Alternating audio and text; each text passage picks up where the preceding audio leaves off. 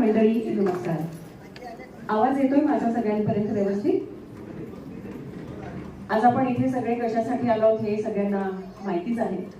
तरी कार्यक्रमाची शोभा, या कार्यक्रमाची सुरुवात आपण गणेश वंदनेने करूया आणि मग पुढे जाऊया.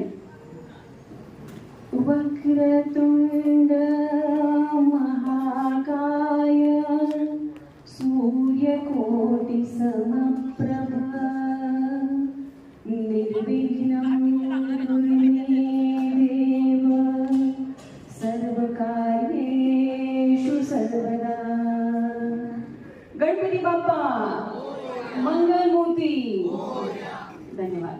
दीपलक्ष्मी आणि प्रसाद यांची संसारवेल तुम्हा सगळ्यांच्या आशीर्वादाने साक्षीने मांडवावर चढली, स्थिरावली, सुखावली आणि आता एका गोड बाळाच्या चाहुलीने बहरली सुद्धा.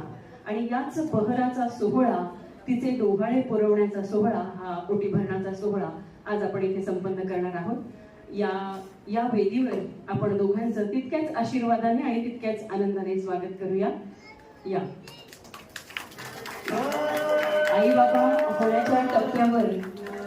होण्याच्या टप्प्यावर तुमचं मनपूर्वक हार्दिक स्वागत. हार्दिक स्वागत. 2 मिनिट दादा, तुम्ही वर या आणि आता तिला अलगद हात देऊन वर घ्या.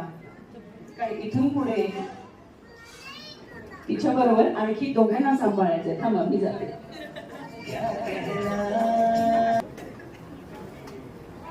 काढण्याच्या निमित्ताने पुन्हा एकदा संधी सावरायची एकमेकांना. तुम्ही सगळेजण इथे आलेले आहात याचा आनंद हे दोघं तुम्हा सगळ्यांना नमस्कार करून घेत आहे.